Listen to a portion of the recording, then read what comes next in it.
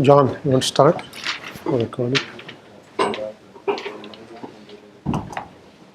Okay, so let's get started. Again, a reminder to not use phones or laptops or any devices during class. So I'm going to continue where we left off last time, which was a discussion of threads and thread scheduling. I had discussed user level threads. These are threads that are created, managed by a user level threads library. They're not visible to the OS kernel. The kernel schedules processes, and the user level threads within the process picks a specific thread to run. Okay. Now let's talk about kernel level threads. Okay, so these are threads that are explicitly supported by the OS kernel. So the kernel is aware of the presence of threads inside the process. So in this picture you see three processes. This process has three threads, this is 3 and this is 2. This fact is known to the kernel. Okay. Specifically, you will see that for each of these threads there is a box that is shown in the kernel that's either grayed out or is in black, okay, which indicates that that's the state of that thread inside the OS kernel. Okay. Now when the CPU scheduler needs to schedule a thread, it's going to pick from any runnable thread, any thread that is in the ready queue based on any of the policies we talked about for process scheduling. Same thing can be used for scheduling kernel threads. Okay. And you will see specifically these two threads which are in dark have been chosen, and one of them in this case they're actually both threads from this process, and they are mapped onto the two processors, which means that process is actually seeing true parallelism where two of its threads are executing at the same time.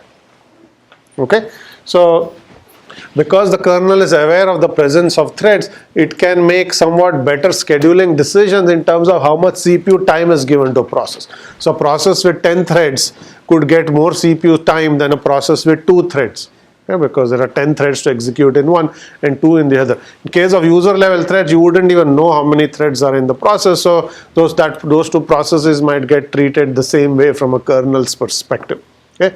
In this case, we can actually make that distinction. Okay. Now, having said that, the thread management is more expensive because all thread management requires a system call to the underlying OS kernel. Okay. Creating a thread, deleting a thread, or making any other changes to a thread requires you to make an OS level system call, okay, which is more expensive than in the user level threads case where it's a call to the library. So it's a function call inside that process as opposed to a system call to the OS. Okay, so much more expensive to make thread management decisions. Okay, but it is much better from a multiprocessor or a multi-core standpoint because you can get true parallelism for each process, which you could not have gotten in the case of user level threads. Okay, but you are bound by whatever OS scheduler you have chosen. Okay, in user level threads you could pick a different library scheduler for your threads, one for each process. Here, whatever scheduling policy is used in the kernel is going to be applicable to all the threads. You cannot change it. Okay, questions about this? Okay, so now I'm going to talk about a method called scheduler activation, which tries to bridge the gap between a user level and a kernel level threads packet. Each has some advantages and disadvantages that we have talked about. Okay, could you somehow combine the two?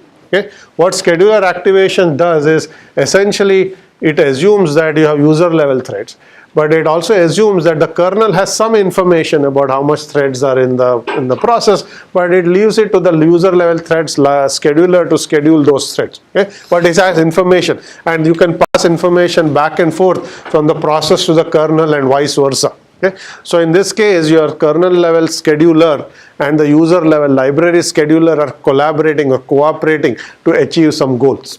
Okay, rather than each making independent decisions without the knowledge of the other. Okay, so when a user level thread makes a system call, the process blocks, but you can tell the kernel there are more threads in there. Or when the kernel is trying to do a context switch, if the thread is in the midst of doing something important, you can tell the kernel saying, can you give this thread a longer time slice? So many things are possible as to how this cooperation can take place. Okay, what cooperation actually happens depends on the specific implementation. The main idea in scheduler activations is for the user level process and its scheduler, the thread scheduler in that process, to somehow collaborate with the kernel and pass information back and forth that leads to better scheduling decisions at both layers. Okay? So essentially that's a mechanism for passing information back and forth. That's what scheduler activations is, and you can notify, for example, user level library of kernel event. If there is a IO that is completed or some other event, you can do an up call from the OS to the process saying something has happened. Okay? That's an event that's going from the kernel to the user. Okay? Likewise, you can provide data structures inside the kernel to save thread specific information. This is information that's coming down, okay, from the process to the kernel. So you can have two-way information going up and coming down.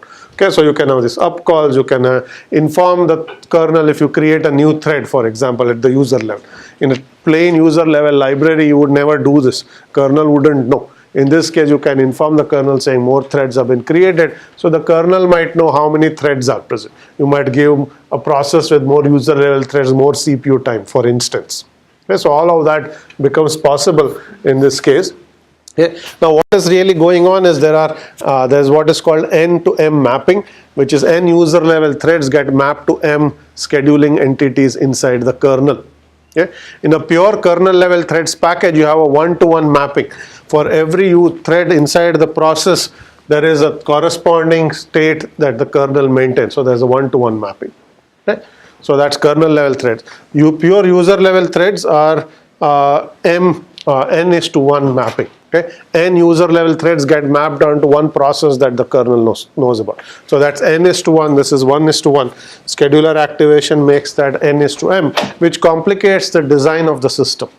Okay, but it still gives you some advantages. And I'm going to show a picture about something like this in a moment. Are there any questions on scheduler activation? Okay. This came out as a research idea back many decades ago, actually. There were some systems that implemented it, but then eventually they just went to a pure kernel based model because it was simpler than trying to have this information going back and forth. Okay. So that brings us to the next or the last package, which is called the lightweight process. This is an intermediate model between the user and the kernel level thread. Just as scheduler activations try to bridge the gap, so do lightweight processes or LWPs.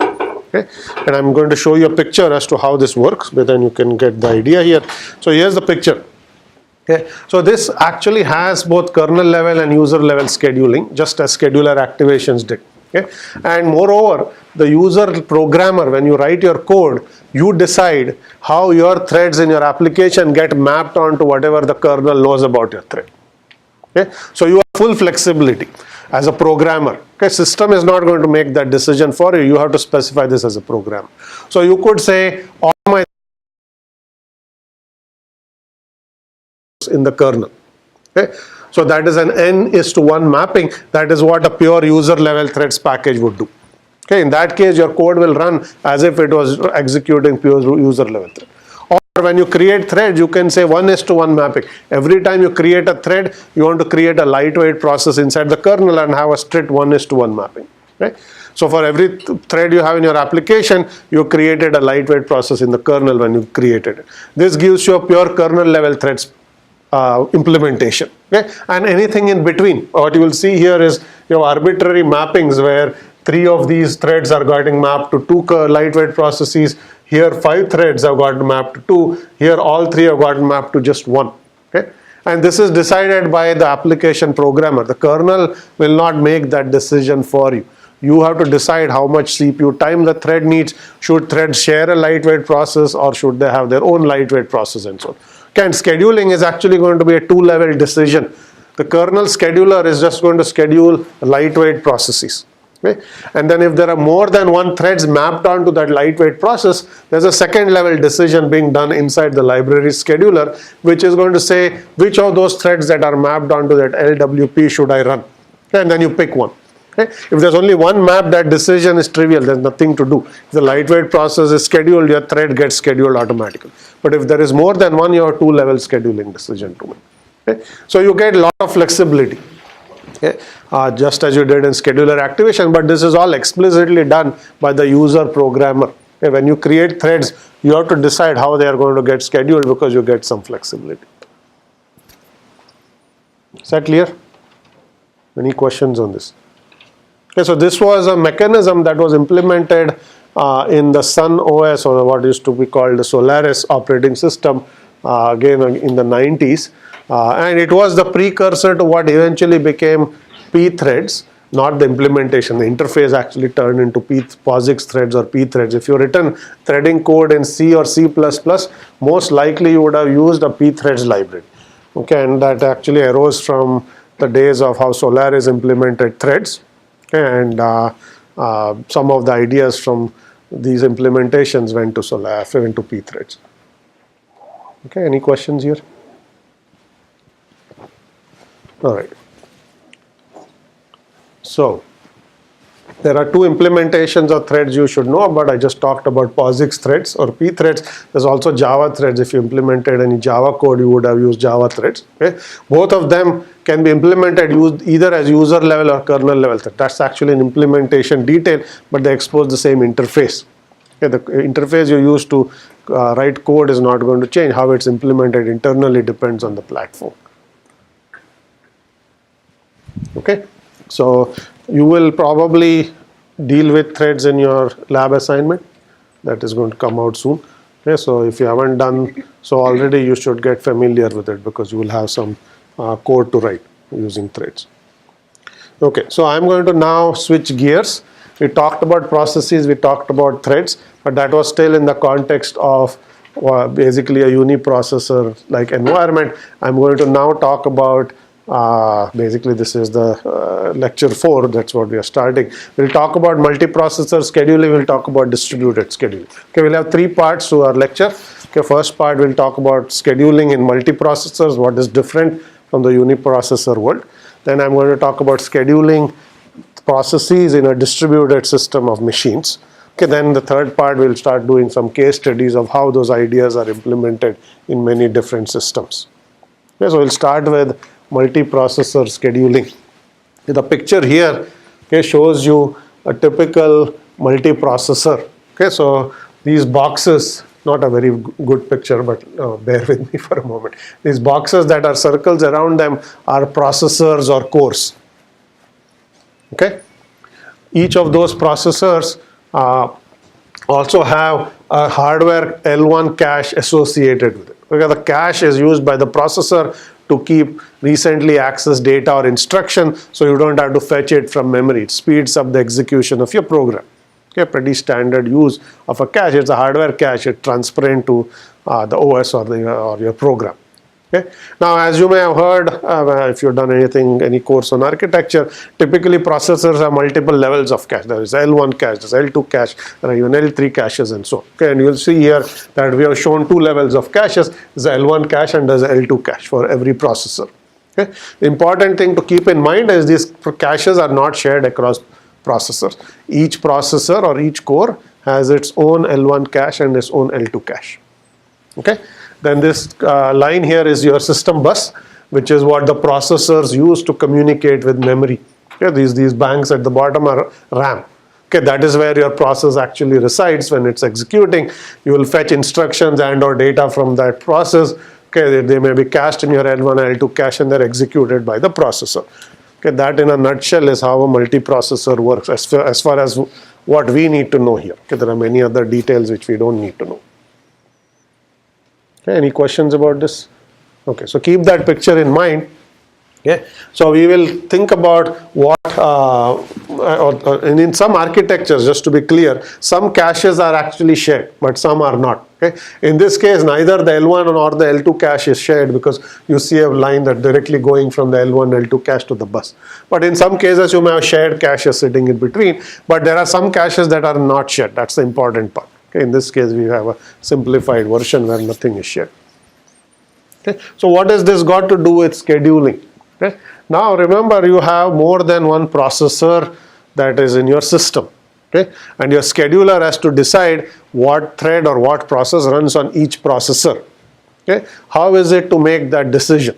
Okay, there are 2 canonical implementations of any CPU scheduling algorithm, and that's basically a centralized run queue, or a ready queue rather, and a distributed queue. Okay. In a centralized queue, there's one global queue of all the processes or threads that are waiting for their turn to run on a processor. Okay, there's one single queue. Whenever a processor becomes idle, this, like let's say here is a bank of processors in your system. If the top processor becomes idle, the CPU scheduler runs. Okay, on that processor, it looks at the queue, it picks a process from that queue and it schedules it, or a thread, and it schedules it for execution. Okay, some other processor becomes idle, it will do the same thing. Okay, is that clear? Okay, now if you have a distributed queue, you might have one queue per processor. Okay, or you could have one queue for some smaller number of processors. Here is an example where we have one queue shared by two CPUs or two cores. Okay, but in the extreme case, you will have a queue per core. Okay, and that queue will only store the processes that are mapped onto that queue, and whenever that core becomes idle, the CPU scheduler runs. You only look within your local queue and you pick some process for execution. Okay, so there are these two models. There's a global queue or there is a per core queue. Okay, and you can have some things in between where your queue is shared across some subset of the processors. Okay, so now we have to analyze what this implementation of a scheduler does to the efficiency of the system. What are some pros and cons of having a single centralized queue versus multiple independent queues? And what has that got to do with anything I said about multiprocessors?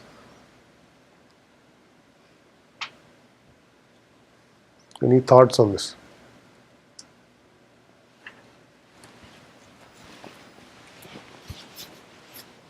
Okay, some of it is written there, so you could have just read that. Okay, so here are some simple things that you can easily figure out. There are other subtle things I'll talk about. If you have a single global queue, you have to realize that is a shared data structure. Okay, anytime you access a shared data structure, what should you be doing? Okay, you have to put a lock. Okay, because it's mutual exclusion. You don't want two cores to start pulling threads out or processes out at the same time. So you have to put a lock. Okay, once you put a lock, you will have lock contention. Okay, if two cores become idle at the same time and there are CPU scheduler code is running on both of those cores, okay, only one of them will be able to actually access the queue. The other one will have to wait to get its lock before it can access the queue. Okay, that is going to waste CPU cycles on that core because you cannot pull any process out until you get the lock. Okay, so as the number of cores increases, the probability of lock contention will increase, because there will be a greater chance that two or more processors become idle at the same time, and then they will compete for the lock. One of them will get the lock, others will wait, then each one will have to get the lock in turn. Until then, nothing can happen on the processor. They are all idling, okay, wasting CPU cycles. Okay? So lock contention can waste CPU cycles. Okay? This will not be the case if you have a pure distributed model where there is one queue per core. You still need a lock. Okay, but because you are the only one pulling threads out, you will not have contention. The only reason you have the lock is if a new process arrives and it has to be inserted into your queue, whoever is inserting has to grab the lock in order to do this in a synchronized fashion. Okay, but if you actually have your own queue, you are not going to have lock contention. Okay, so you will basically pull threads out whenever you want. Okay, so that's the first thing. What are some other things you can observe?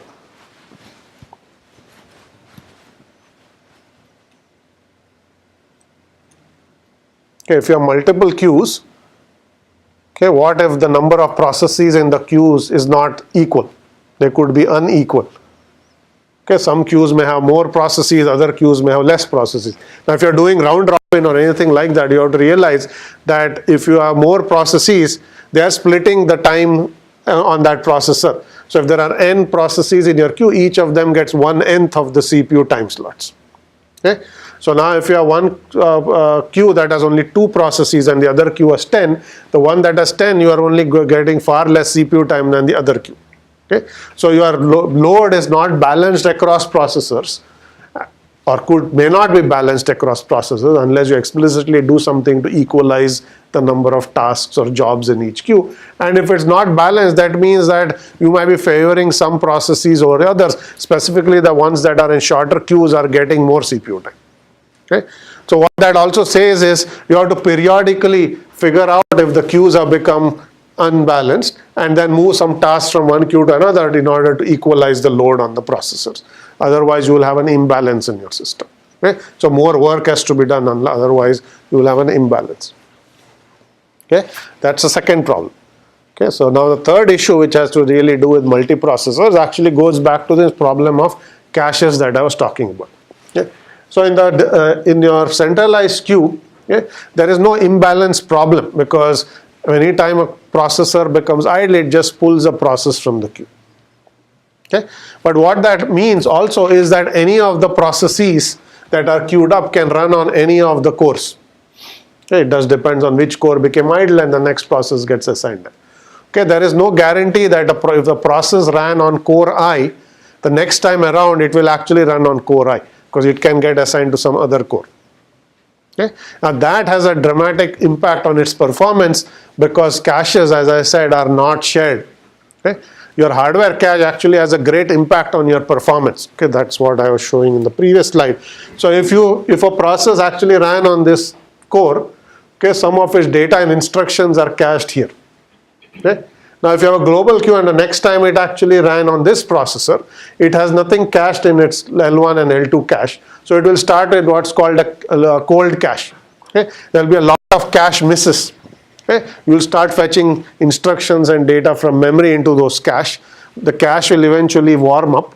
Okay? Then you will start running better, because you will get more cache hits and that will improve your performance. Okay? But every time if you hop from one processor to another, you will start with a cold cache and you will have a lot of cache misses at the beginning of your time slot. That will dramatically reduce performance.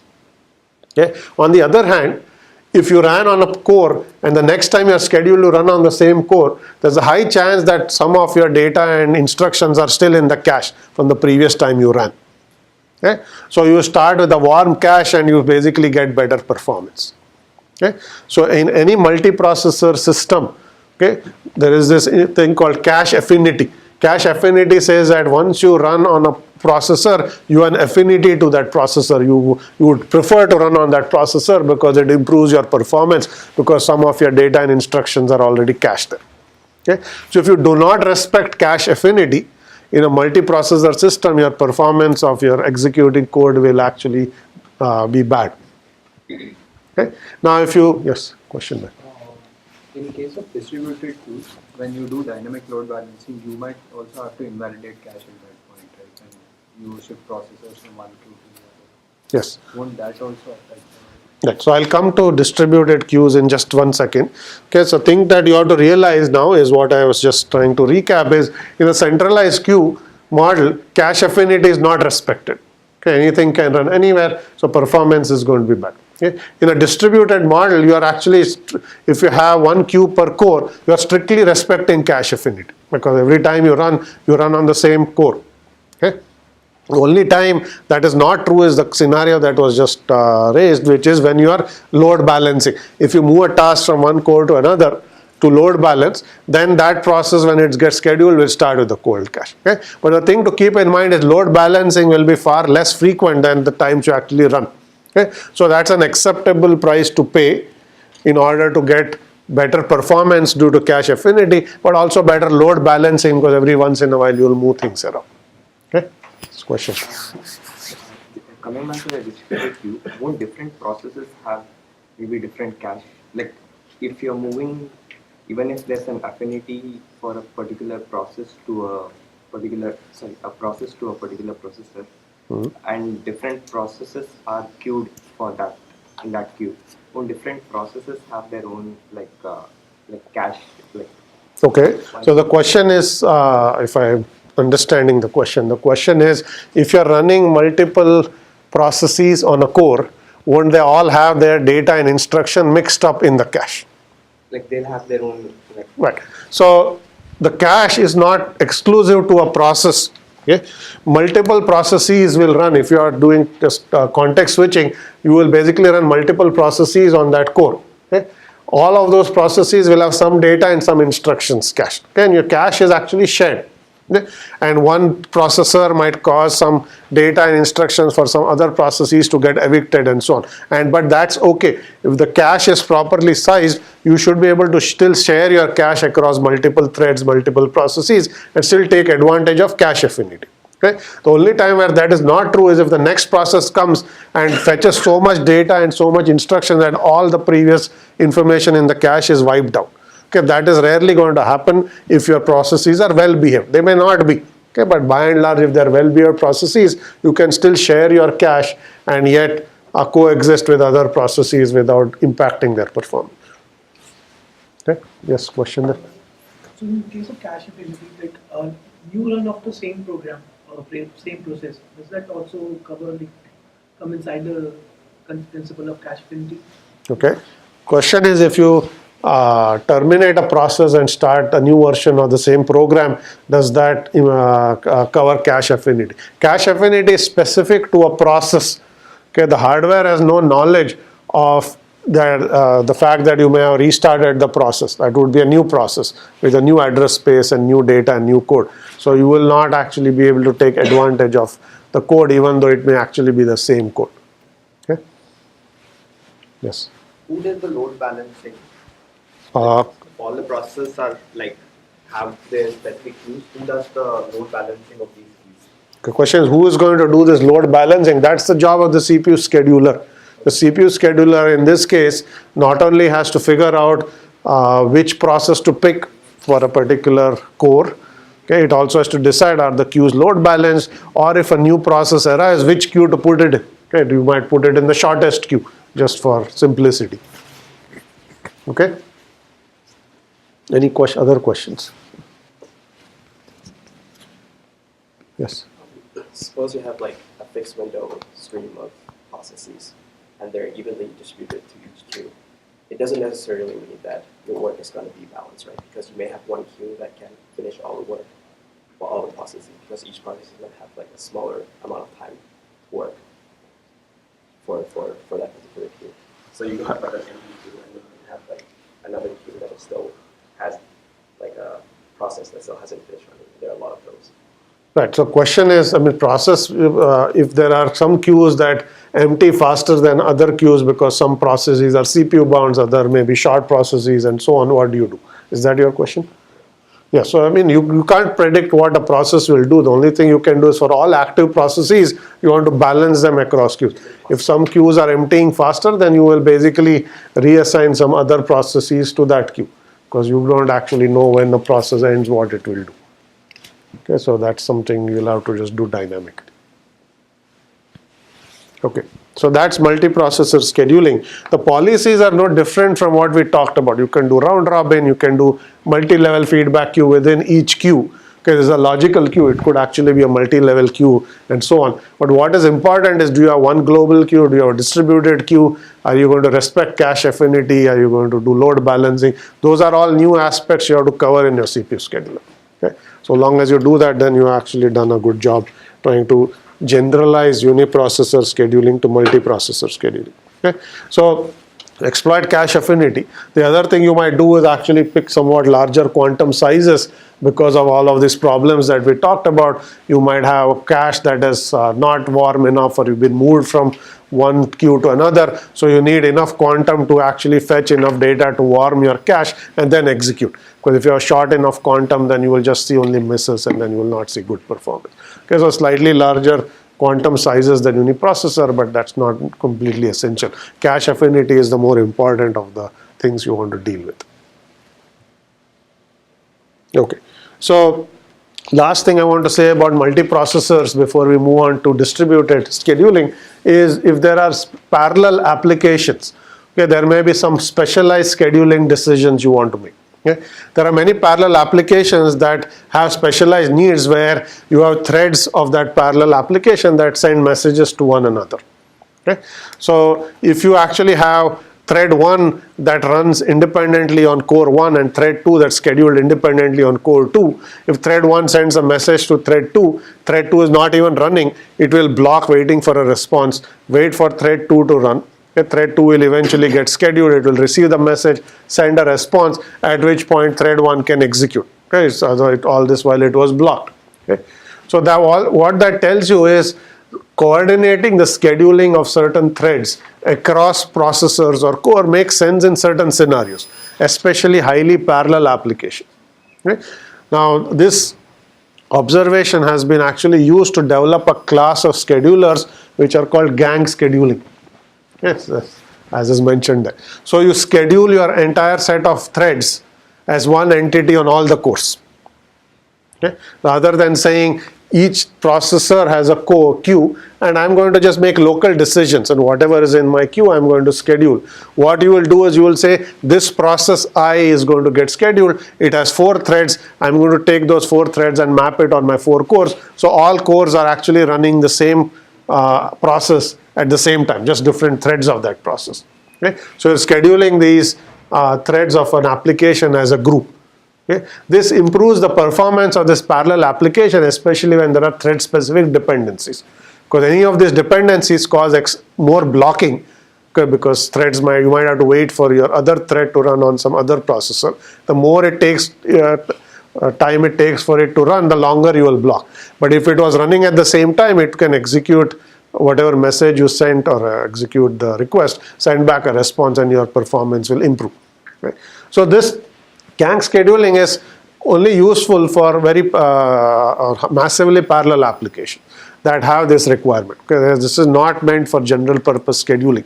So they are only used in very specialized scenarios where you are trying to run parallel jobs. Okay? MPI, other kinds of middleware that are designed to build parallel applications actually make use of gang scheduling. Okay? Gang scheduling is just a concept which just says coordinate the scheduling of threads within a process across the cores. Okay? How that is done is basically a specific gang scheduler. Okay? This is not just one thing, this is just a family of schedulers. Okay? You could say which process should I pick next and schedule them as a gang. Okay? That decision has to be made somehow. Okay? So that's a specific gang scheduling policy. I have not covered what policy you can choose.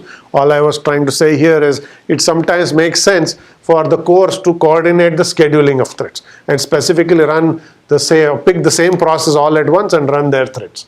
Okay? That actually makes sense for certain parallel applications. Okay? So there's a lot of detail here which I'm not going to go into.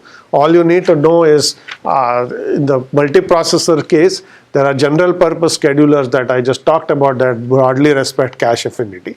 And there are special purpose schedulers that are designed specifically only to schedule parallel applications. Okay? They only run on specialized machines. They don't run on general purpose computers or laptops or anything like that. And what they do is they coordinate the scheduling of the application all at once. Okay? All the threads get scheduled all at once on the cores of the machine, okay? As a gang, okay? Which is why the name gang scheduling is used for these schedulers. Is that clear? Okay, so that's all I'll say about gang scheduling. I want to actually talk more about distributed scheduling in the remaining time we have. Okay, so we've covered the first part of the lecture, which is multiprocessor scheduling. Okay, now we are going to go into the second part, which is distributed scheduling. Okay, so what is distributed scheduling? Okay, let's ask that question first. And then we can look at why it makes sense and when do you do it, how do you do it, and so on. What distributed scheduling does is it says now you have processes or jobs arriving into a distributed system of n machines. Okay, you now have n machines in your system. Okay, each machine may have some number of cores. At this point, we don't know or don't care about how many cores there are. Let's say just there are 1 core per machine. Doesn't really matter. But you have n machines. There are jobs arriving on each machine. Okay? Now, if you just schedule these jobs independently, you would basically have an OS on each of those machines that's just scheduling its local jobs. Okay? That's all it does. Okay, new job arrives, new application starts up, you just look at local scheduling. There's no coordination across machine or anything like that. Okay. Now in a distributed scheduling, you are going to ask the question, if a job arrives at machine I, would you actually run it locally or are you going to execute it on some other machine J, even though it was submitted by the user on machine I? Okay, this means if you start an application on your local machine, it will actually run somewhere else and produce the result you want. Okay, your scheduler will say that's a better machine to run it on and I'm going to run it there and get back the results for you. Okay, so that's called distributed scheduling. You're scheduling jobs on a distributed set of machines. Just as multiprocessor scheduling scheduled threads on more than one core. Okay, distributed scheduling schedules a pool of jobs on more than one machine. Okay. Typically, you want to schedule jobs locally. If the user started a process on a low machine, you want to run it there. That's your default model. But occasionally, you will see it makes sense to actually run the job elsewhere. Okay, and that is what we are going to look at. When does it make sense and why would you do it? Is the concept clear what we are trying to get after? Yes? How is this different from multiprocessor scheduling? Because it's kind of like multiprocessor sitting somewhere else. Okay, question is how is it different from multiprocessor scheduling, because you just have processors that are now separated on machine. Okay, the main difference between the two is in a multiprocessor scheduling, the memory is actually shared. All the processes you are trying to run are loaded on one machine. You are simply just scheduling them on different cores of the machine. Okay? Here, if you have a job that you have run that is running on computer I, if you decide to run it on computer J, there is a lot more work involved. You have to actually transfer its memory state. You can't just run it there. In a multiprocessor scheduling, you just schedule it, the memory is shared. Okay? So that's the main difference. So it is far more expensive to make the decision saying let's run it elsewhere, because you have to move that application there. In the first case, you did not have to move it. It's already running on that machine. Okay, any other questions here? Okay, so I'm going to say that distributed scheduling is only going to make sense under certain scenarios, not in all cases. And where it makes sense is actually going to be shown by this event that I've listed here. But before we do that, let's actually talk a little bit about what we're assuming. So we're assuming n machines, n workstations. Okay, each workstation could have an arbitrary load. It doesn't matter what the load is. Jobs are arriving into the system. User basically starts application on their own machine. Okay, and you want to make a decision: should you run it there or should you run it on one of the other n-1 machines? Okay, that's the question you want to ask. Okay, and here is to analyze what makes sense. Let's ask the following question: what is the probability that there is at least one system idle in the system, and then there is at least one job also waiting in the system? Okay, and essentially what I'm going to claim is that distributed scheduling makes sense only when both of those things are true. Okay, that there is a job waiting somewhere in some queue, and there's also some machine that's idle somewhere else in your system. Okay, in that case, it's going to make sense for you to move that waiting job onto that other machine, because that machine is idle. You don't have to wait anymore here. You can run somewhere else immediately. Okay, so now these curves here actually show you the probability of that event, and here the x-axis is the utilization of the system. The entire system utilization can go from 0 to 1. 1 means every machine is at 100% utilization. 0 means every machine is completely idle, and any other utilization is the average utilization of the system. 50% says the average load in the system is 50%. Doesn't mean every machine has 50%. That's the average across all machines. Okay? And what this is showing you is the probability that both of those things being true simultaneously. Okay, it starts at 0, it goes up, and then it comes back down. Okay, why that is the case, we'll talk about in just a moment. Okay, so basically the probability distribution of that event is going to have a peak somewhere in the middle, meaning when the utilization is somewhere in the middle. Okay, but not at the two ends. Okay, so to understand that, let's, yes. What are the three curves again? Okay, the three curves. So here's a question: what is the probability that there's at least one system idle and there's one job waiting? Okay. Now, if you actually analyze your system and say plot the probability of those two things being true at different levels of utilization in a system, you will see that your system is going to look something like this. Okay, the curves just represent three different systems that have produced those three curves for those two events being true at the same time at different levels of utilization. But I'm going to explain that what that means in the next slide. Okay, so let's take the low utilization case. Okay, which means machines are by and large have low utilizations in them. Okay, so I'll ask you the following question: in a scenario where your entire distributed system has low utilization, what is the probability that a system is idle? Okay, it's going to be high because most of the load is going to be low, so there will be a high chance some system is going to be idle. Okay, then I'll also ask the question, what is the probability that a job arrives in the system and it has to wait because something else is running on that machine? It has to be low because machines are by definition have low utilization or idle. So if a job arrives, there's high chance that it's going to run immediately. So the chances that it has to wait are low. Okay? Now you take those two things together and you take the product, because the probability is both of those things are true. Okay? So you multiply a high value with something low, what will be the product? Okay, it has to be low. Okay, the fraction, right? If you say 0.1 times 0.9 is going to be still 0.09. Okay, so it's going to be small. So the probability that both of those two events being true at the same time is actually going to be low at low levels of utilization. Okay? Now we'll do the analysis for high levels of utilization. Okay, the opposite is going to be true. Now if the system is heavily utilized, most machines are busy, or are close to 100% utilization. Okay, so the probability of finding any idling machine in the system is going to be low. Okay, because most of the by random chance if you pick a machine is going to have high utilization. Okay, so this probability is going to be very low, small.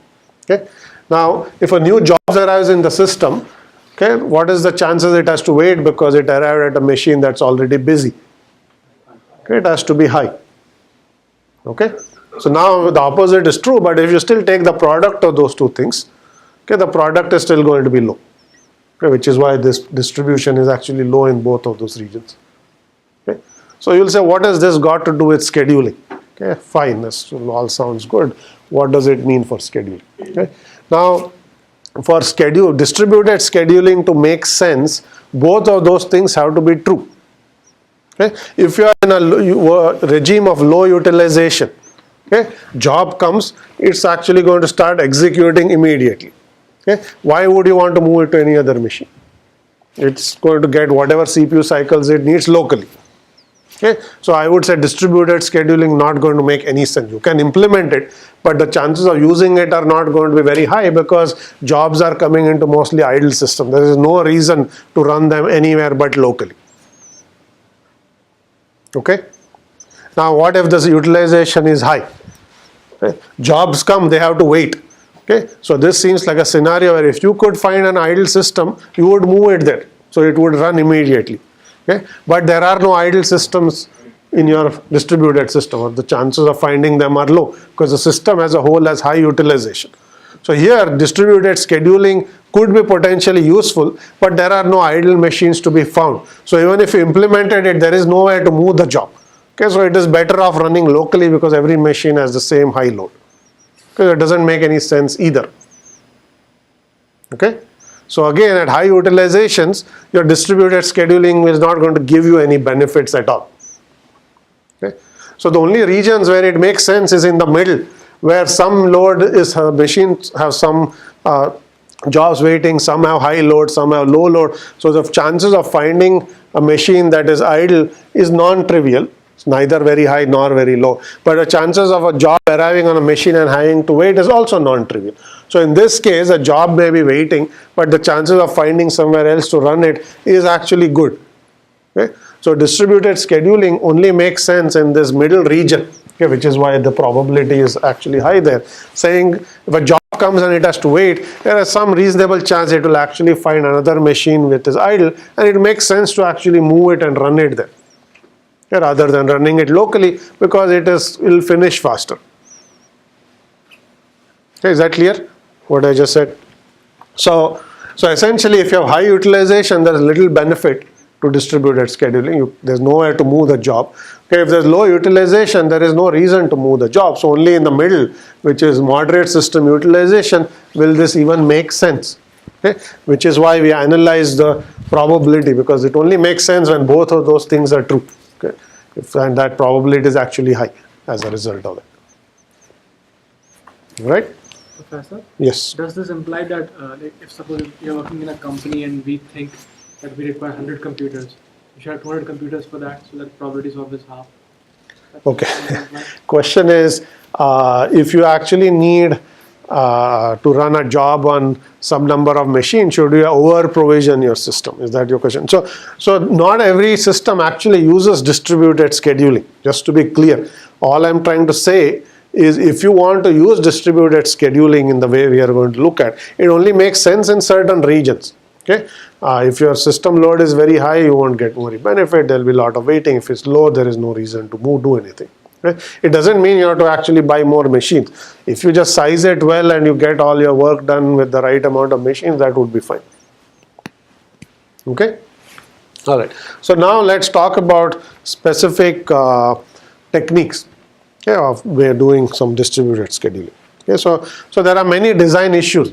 Okay, and there is lots and lots of schedulers. We can't possibly cover them all. So I am going to give some conceptual frameworks or ideas of how you can think about distributed scheduling. Okay, so you have to figure out what load means. Okay, when I said system load is high or system load is low, what does that mean? Okay, you could say I can look at the queue length. Okay, I can look at the length of my ready queue. That's an indication of load. I could look at the CPU utilization. That's an indication of load. It doesn't matter what you pick. We can pick one of these metrics. We are just going to pick queue length. If the queue lengths are long, that means there are lots of job waiting. That's a good indicator of load being high. Okay, system being heavily loaded. Okay. Then there are many policies you can actually design, as we will see. There are static distributed schedulers, there are dynamic distributed schedulers, there are adaptive ones that change their behavior depending on the system. We are going to see examples of all of those. Okay? Then there are some other interesting things. There's non-preemptive versus preemptive schedulers. Okay? Something we didn't actually cover when I talked about uniprocessor scheduling. Okay? Preemptive scheduler says once a job has started running, I can actually preempt it and move it to another machine. Okay? Non-preemptive says I cannot preempt a job once it starts executing at a machine. Okay? Once it starts running, it's going to run there. It's not going to move anywhere else. Okay? Now, preemptive schedulers are more flexible because you can move the job, but they're also more complicated because once you start executing a job, moving it means you have to move its state. You have to copy its memory somewhere else and so on and so forth, which is not a trivial problem. Okay? But just moving it before it starts is not a problem. You just actually start executing it somewhere else. You're not moving it after it starts executing. But depending on what design choice you make, it can have a dramatic impact on the complexity of your scheduler. Okay? And then you can have decentralized versus centralized decision making. Who decides where the job goes? If you want to move it somewhere else. Is that done by some centralized scheduler that knows about every system, the load on every system, and says this job should move to that node? Or is the decision made locally by a scheduler saying I can't run it, I'm just going to find some other node and run it somewhere else, and that decision is made locally by that node. That's a decentralized scheduler that's making this distributed scheduling decision. Okay, so you can have one or the other. Okay? You also want stability in your system. Okay, and stability is achieved only, this is standard terms from queuing theory, but you don't really need to understand them. Because all this is saying is, if the arrival rate is greater than the departure rate, there are more jobs arriving in the system than they are finishing and leaving the system, your system is going to get heavily loaded because queues are going to build over time. Okay, because there are more jobs coming than they are leaving. So for stability, you want either the departure rate to be higher than the arrival rate, which means or they have to be at least balanced in some sense. Okay, so what you want is the sum of the arrival rates on all the machines has to be strictly less than sum of the departure rates. In that case, you will have a stable system where you are not going to have unbounded increase in number of jobs that are waiting. Okay, so you want to ensure that while you do all this, your system is actually stable. It doesn't become unstable. Moreover, you also want to make sure your job is not going to hop from one node to another. Okay? You move a job to node I, in some time that node becomes heavily loaded. Then you say, I'm going to move this job somewhere else because there's another node idle. You move it somewhere else. After a while, that node becomes heavily loaded. So if your job keeps hopping, you're going to spend more time moving the job around and copying data than executing the job. So you don't want oscillations or instability and things like that. Okay? So you want well-behaved systems, in other words. You don't want to create schedulers that cause the job to hop or queues to grow and so on. Okay? So with that background, I'm going to show 2 or 3 different policies now, and each of our schedulers will have 4 components to it. Okay? There is the transfer policy, which says when to move a process, when to transfer the process. There's a selection process policy, which says if I decide to move a job to another machine, which of my current jobs am I going to move there? Okay, so if I say node I says I want to offload some work to some other machine, then you have to decide which job am I going to move. Okay, that's your selection policy. There's a location policy that says what is the receiving node, who is going to take my job. Okay, how do I choose that? Okay, and there's an information policy which says what do I need to keep track of in order to make all of those previous 3 decisions. Okay, I'm going to give some concrete examples starting with very simple things. Okay, so it's when, which, where, and what you need to do. Okay, so let's start with sender initiated distributed schedulers. Okay, as the name sender initiated indicates, here the node that is running the job is the sender of the job. It's the one that's deciding that I want to move this job somewhere else. This node locally has become loaded, let's move this job somewhere else. Okay, so it's a sender. Okay, the node that's going to receive this job is going to be a receiver. Okay, in the next slide I'll talk about receiver initiated policy. So in this case, the scheduling, the distributed scheduler is invoked by the sender, which is why it's sender initiated. Okay, so the question is, when do you initiate that policy? Okay, you initiate it when your node becomes heavily loaded. What do you mean by heavily loaded? We are going to put a simple threshold on our queue length. Okay, and say if the queue length of outstanding job grows beyond T, okay, n is the number of jobs on my local node. If n exceeds some threshold T, then I declare my node to be heavily loaded. I am going to start looking for other nodes to offload some of these extra jobs to bring the queue length under T. Okay, so when do you invoke the policy? Whenever the queue length exceeds T. Okay, you decide I'm going to transfer. Now what do I transfer? The simplest thing is transfer a new job. Moving an existing process is a lot more complicated. Okay, because you have to copy its memory. If I just submitted a job, which is a command, I won't even set up the process. It's just arrived in the system. Just start executing the command somewhere else. So you start with a new process on some other node. Okay, much simpler than moving an existing process. Okay, so it says we would prefer to move a newly arrived process. Of course, you can move any process, but that just makes the technique complicated. But I will show some examples of where that is done. Okay. So now you said I'm going to move a job, I picked the job to move. The third question is which node is going to actually run this job. Okay. That's our location policy. We have to now pick a node. How do we do that? Okay. We need to know something about other nodes in the system. Okay. You could have a randomized policy saying I don't know anything, I'm going to toss a coin, pick a node I and send my job there. Okay. I don't need to know what the load is, I just randomly choose and send it there. Okay. Often this policy actually works well. Okay. Randomized policies probabilistically work well. But of course you might make a bad decision and just pick a node that's also heavily loaded. So you send the job there, that node is going to refuse the job and offload it somewhere else. The job might have to hop a few times before it lands on a node where the load is less than T. Okay. But that's a randomized policy, it doesn't actually do anything. It just picks randomly and sends the job. Okay. What could you do that's better? You can actually probe other nodes for their load and pick one that has a load less than T. Okay, so you can query the load on the machine saying, I need to offload a job, what is your current load? Each node is going to send the queue length, okay, and you pick any node that has a queue length of less than T. In particular, you could pick the least loaded node that has a load less than T, and you send the job. Okay, so you can do that. So how will you do? You could also do sequential probing until you find a node that's less than T, or you can send a parallel request, get all the load information, pick a node and send it. Okay, very simple things. Nothing complicated here. Yes? So random is the fastest? Random is the fastest. Random doesn't need any information to make your decision. And if you probabilistically pick a node that has a load less than T, then you're done. There's no message exchange, none of that. But if you don't, then in the degenerate case, you might have to actually have the job be offloaded more than one time. Okay? So random also doesn't need global knowledge. Okay? So it's all good to say I will probe the nodes, okay, I will get the load, I'll send the job to the least loaded node. But you have to realize that those things now sometimes don't work well. What if there are multiple senders? Okay, they're all probing other nodes. Okay, they all pick the same least loaded node, and that least loaded node gets 10 jobs because 10 senders are all thought it's the least loaded node, and then it becomes the most heavily loaded node. Okay, So you will get problematic behavior like this because the load is not static, it's going to keep changing. Just because you as a node ask for someone else's load doesn't mean that load will stay that way, because someone else could have sent the job, there have been maybe more jobs that arrived locally, and so on and so forth.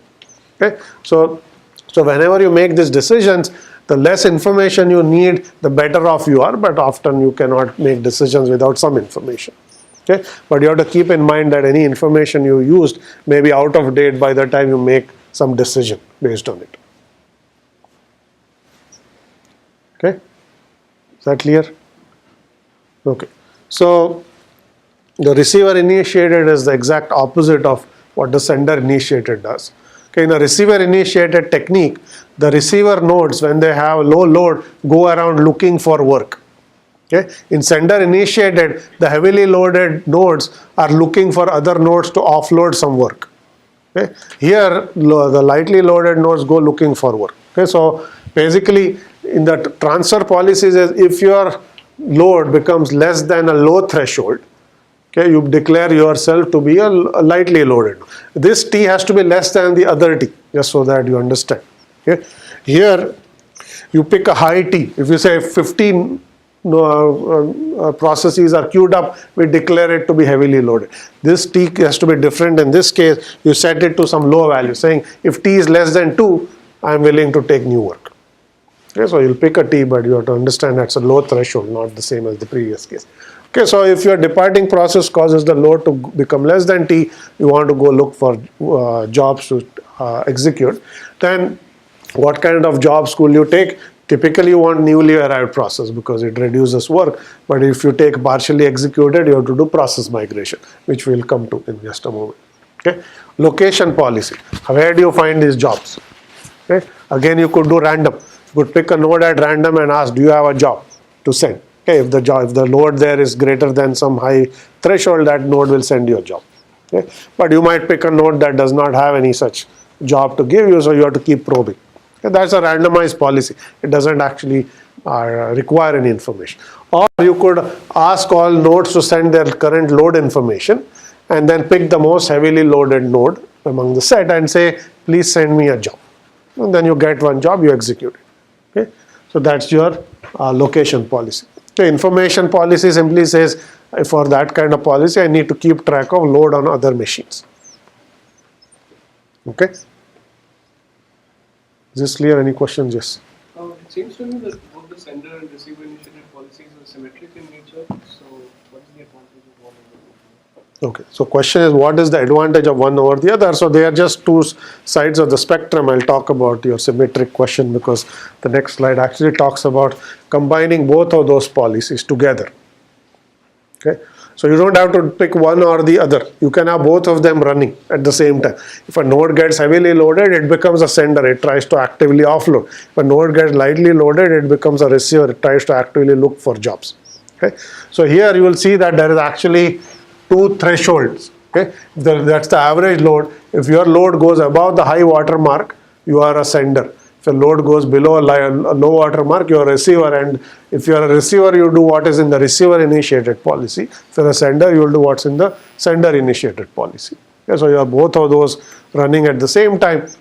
And then obviously the sender and the receiver have to keep track of load information. The receiver needs to keep track of the lightly loaded nodes in the system or the heavily loaded nodes in the system.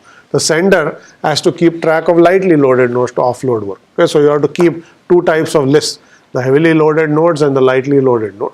And depending on whether you are a receiver or the sender, you will be interested in one of those two lists to decide what to do, where to send work or where to get work from. Okay, so that's called a symmetric policy because there is no reason to actually pick one or the other. You can have both of them operating at the same time concurrently. Okay, in the middle, there is no distributed scheduling happening. If you're in the middle, you run jobs locally. You're neither a sender nor a receiver. Okay, jobs are just going to arrive. You're moderately loaded. There is nothing to do. Okay, so local scheduling is still actually the case in the middle of the two. Okay. Okay. Yes. Where do we maintain? It says the second point maintains sender, receiver, and local nodes using polling input. Right. With every node maintains the separate list, Right. So the question is, that's the information. The question is what nodes information are managed at the nodes. So you will have to have an information policy. How it's implemented is up to the scheduler. Periodically, you can go query all nodes, or nodes can every minute broadcast their loads to everyone else. So you just listen for broadcast. When you get a broadcast packet, you update your table saying the current load on node 10 is now updated to X. Okay, so there are many ways you can poll, you can broadcast. There are lots of different approaches of how to track that information. But the main point is you have to actually keep some information. Who are senders, who are receivers, what are their loads, so you can do something about it. Okay.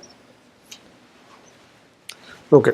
So now in the last part, 15 minutes or so, I'm going to show you a few different systems that were actually implemented that took these ideas and put them in their system. Okay, these were all conceptual. Okay, we left out lots of details. Okay, so we'll look at a few of them. You have a question there? No, you have a question. If it is a sender initiated policy, then won't the CPU be wasting even more time looking to send the process rather than doing the work? Okay, question is, if your sender initiated, are you going to spend resources looking for work to offload? Okay, the assumption is that whatever cycles you have to spend to find a node to offload work will be much less than the time it takes you to execute a job. Okay, if you're going to spend a lot of cycles trying to just find nodes, you may as well spend that executing the job. Okay, so that's a implicit assumption that jobs are longer than the time it takes you to run these things. So however less it is, the receiver initiated policy is surely better than the sender one, right? Okay, so basically the point is, if I understand your question, the receiver initiated policy is better because the node is already idle. So if you run your CPU scheduler looking for work, you're not actually wasting cycles because there was nothing else to run to begin with.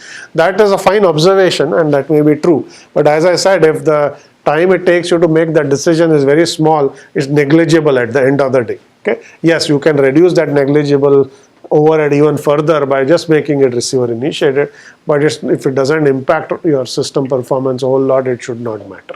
Okay? But your observation is right, what you just said. Okay, first system is the V system from Stanford. It was an operating system that was designed, I believe, in the 80s, could be 90s, I cannot remember now, long time ago. Okay, basically what it does, it assumes, so it uses state change driven information policy, which is every time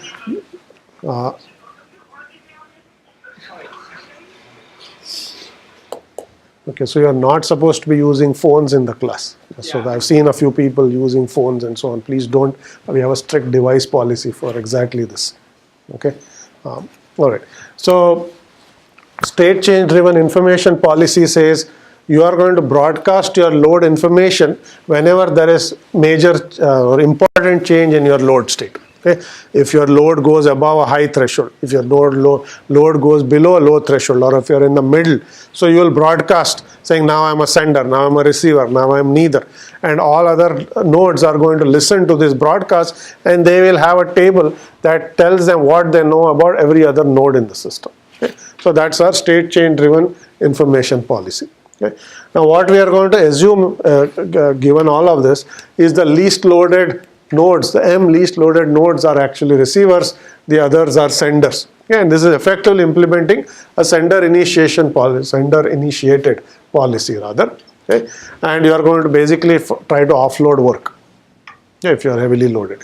What you are going to do is you are going to take that table, okay, and you are going to take the least loaded nodes, okay, and you are actually going to poll them, because you are going to say, okay, I know that they were had light loads, but I don't know the actual load. So I'm going to pick that subset and only poll that subset, and then find a node from that subset to actually offload the work. Okay? So you're going to probe randomly, or you can probe sequentially, it doesn't matter. And if it still is a receiver, then you will send the job. You're not going to say, I will send it immediately. You are going to check, are you still lightly loaded at the very least. Yeah, and then you are going to offload your job. Okay? So it is a straightforward implementation of our sender initiated policy with just a couple of tweaks as to how you keep information and how you decide what to offload or not, where to offload, not what to offload. Okay, yes. Very correct to understand that once sender sends all its information to the receiver, the sender becomes not a receiver. Okay, question is, if you send all your information to receiver, you're going to now become a, or if you send, you become a receiver. So you're only offloading one job at a time. It's not that if you are a sender, you take all your work and you send it, then you're no work to do. Okay, so you only want to bring your load below your threshold. So if your threshold is 10 and you have 12 jobs, you'll offload 2 jobs. You still have the remaining 10 to run. That's the assumption. Okay. Any other questions here? Okay. Second case study is Sprite operating system. This was actually a parallel project developed at the same time as we. It was developed at Berkeley, and similar ideas but came with a slightly different set of assumptions. Okay? So what this was trying to do was they made observation that every user in those days had a workstation on their desk. Okay? A powerful workstation. Okay? And they also observed that you have good LAN connectivity, you had good Ethernet connectivity between your nodes. And there were often scenarios where the user was not on their desk, not in their office, where the machine was sitting idle. Okay? And then there may be other users that were actively using their machine, they started lots of jobs, and their machine was heavily loaded.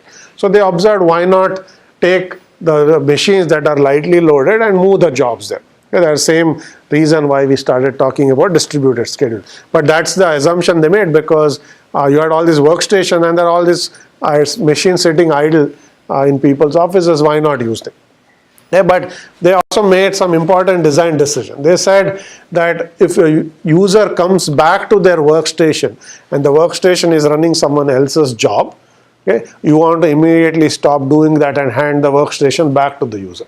Because if you come back, you go for lunch, you come back and you try to start doing some work and there's lots of jobs running that you didn't start, you are not happy. Because it's not your job. Why should you have a slow machine because somebody else sent their jobs to you? Okay? So this basically says owner is king. Basically, if you come back to your machine, whatever is happening on that machine that basically was somebody else's job will immediately stop running. Your machine goes back to being your machine, and then that job has to go somewhere else and finish execution. Okay, so that was their assumption. Yeah, they had a centralized coordinator that decided what's the load on every machine in the system, where should you run, and so on. Okay? And their assumption of idle was very simple. They actually monitored keyboards and mouse activity. Okay? If there's no keyboard or mouse activity for 30 seconds, okay, and the number of active processes is less than some threshold, that machine becomes a receiver. Okay, basically, you say you walked away from your machine for 30 seconds and you have a lightly loaded CPU, you are a receiver. At that point, you can start getting jobs. Okay? 30 seconds might seem a bit drastic. Okay, if you turn your head, your machine becomes a receiver. But that is the decision they made. That does not matter. That's a design decision. You can make 10 minutes or whatever number you want to pick. Okay, that is not as important. But the important part is, if you're a receiver, you get the job and you come back and you touch your keyboard or your mouse, whatever was running that came from anywhere else is going to be suspended. You will start running your processes. That process has to find some other machine to run. Okay, so this is a sender initiated policy. Okay, so the sender is going to ask the coordinator, what should I do? If the receivers are basically registering themselves with the coordinator because there's no mouse activity, they're actively waiting for work. Sender asks the coordinator, I need to send a job, where should I send it? It will look at its list of receivers and say, send the job here. Okay? So that policy is not very different. And as I said, foreign process essentially gets not terminated but suspended if you come back to your machine. Yeah, that's the most important part, which they said. That's the only reason you are going to be willing to participate in a system like this.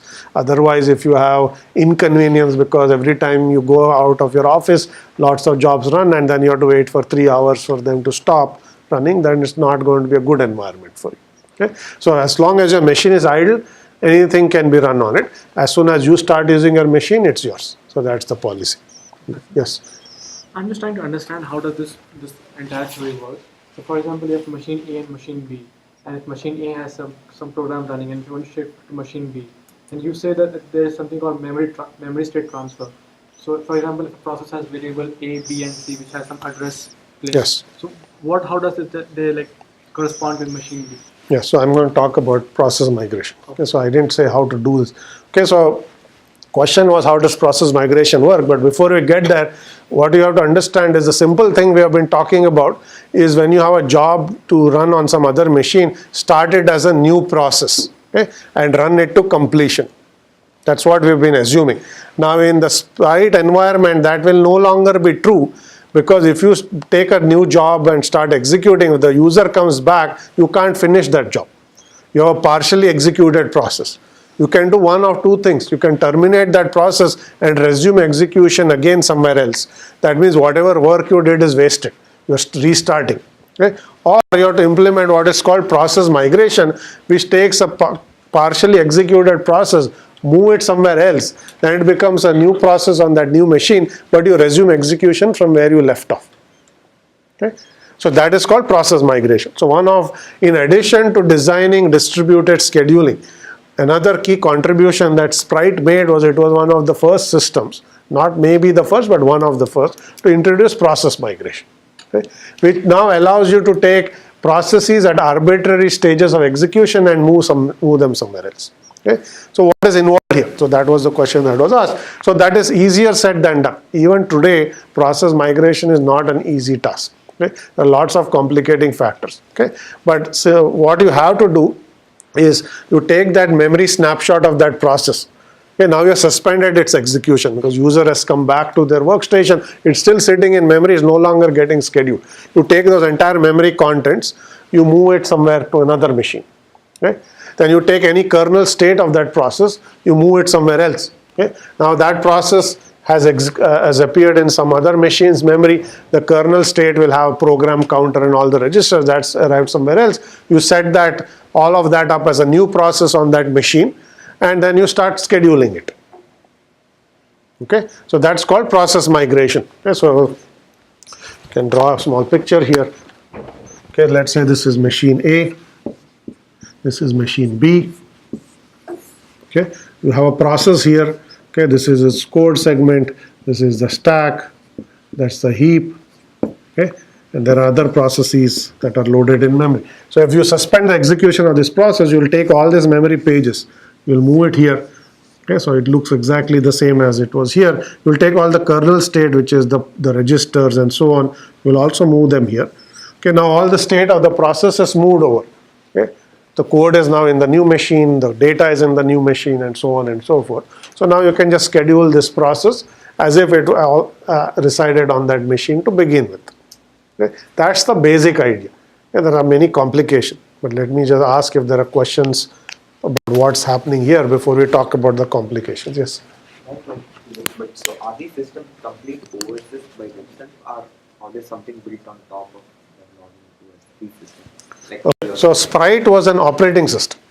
Okay, so it's a kernel that has distributed scheduling, that has process migration, it has all the other stuff, it has file system, etc., etc. Okay, so, but there are scenarios where you may have to layer it on top of other systems. In this case of Sprite, it was an operating system.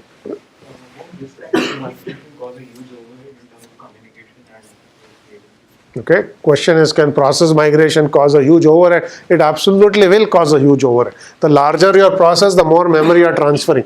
Okay, if you have 100 megabyte process, you have to transfer 100 megabytes of memory.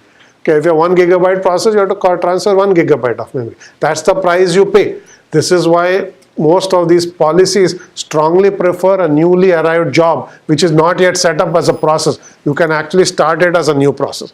Moving an existing process means taking all of its memory contents and moving them over, which will obviously involve memory copies over a network. Okay, so that's going to be slow and is going to incur high overhead.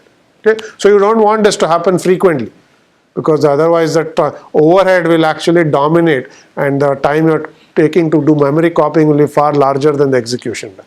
So long as this is relatively infrequent, you can tolerate it. If it becomes frequent, then you have a problem. Okay, you will not get benefits from your scheduling. Okay, or distributed scheduling, you might as well run it locally. Okay. Now, having said all this, there are many other complications which make it much harder to implement process migration. Okay, here is one. Okay, what if this process was accessing a file on this disk? Okay, that's connected to this machine. Okay, you have opened a file, you have opened file descriptor. Okay, you move that process. Okay, everything moved. Okay, now it tries to access the file descriptor.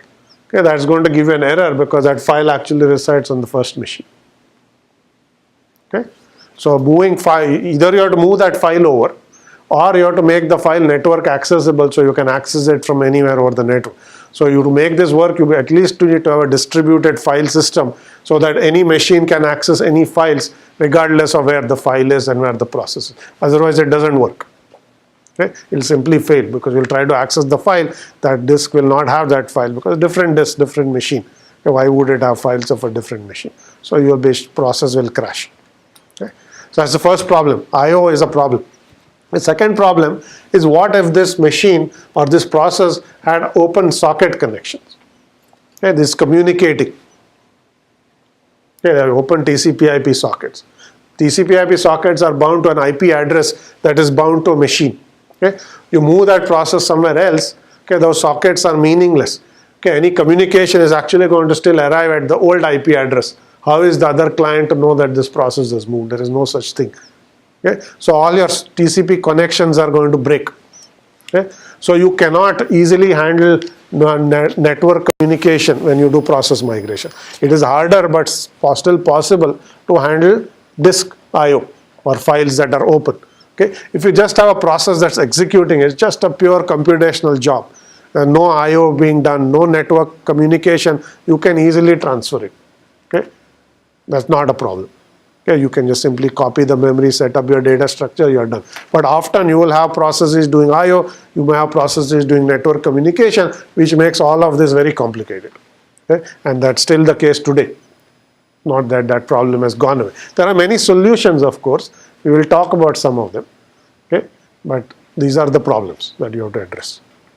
Okay, so it's good that they introduced the concept and they made it work in some limited scenarios, but not a general solution, but still works in some cases. Okay, and that's basically what Sprite did. Okay, so process migration is the innovation that came out of Sprite. I have the Sprite paper on the reading list, so you can go and see some of the details of how they did this and so on. Okay, so we'll stop here today. And we'll continue next time. Okay. Just before all of you go, there is a homework out on Moodle. Okay, homework 1 was supposed to come out in lecture 4. We are in lecture 4. Okay, simple homework, but nevertheless we have to have the homework out. So take a look at it. It's due in about a week. Okay, so we'll stop here.